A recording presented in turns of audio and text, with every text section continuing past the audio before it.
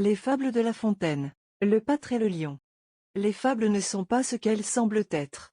Le plus simple animal nous y tient lieu de maître. Une morale nue apporte de l'ennui.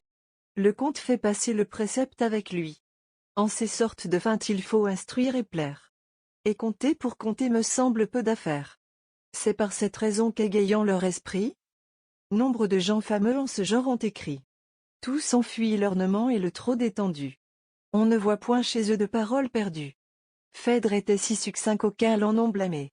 Ésope en moins de mots s'est encore exprimé. Mais sur tous certains Grecs renchérit, et se piquent. D'une élégance laconique.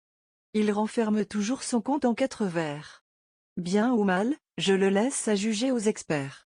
Voyons-le avec Ésope en un sujet semblable. L'un amène un chasseur, l'autre un pâtre, en sa fable. J'ai suivi leur projet quant à l'événement, y cousant en chemin quelques traits seulement. Voici comme, à peu près, Ésope le raconte.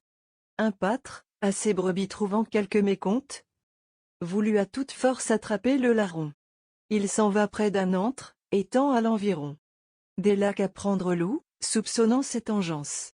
Avant que partir de ces lieux. Si tu fais, disait-il, ô monarque des dieux, que le drôle à ces lacs se prenne en ma présence, et que je goûte ce plaisir, parmi 20 veaux je veux choisir le plus gras, et t'en faire offrande. À ces mots sort de l'antre un lion grand et fort.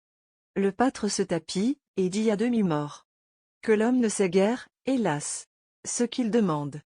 Pour trouver le larron qui détruit mon troupeau, et le voir en ces lacs pris avant que je parte. Ô monarque des dieux, je t'ai promis un veau. Je te promets un bœuf si tu fais qu'il s'écarte. C'est ainsi que l'a dit le principal auteur. Passons à son imitateur.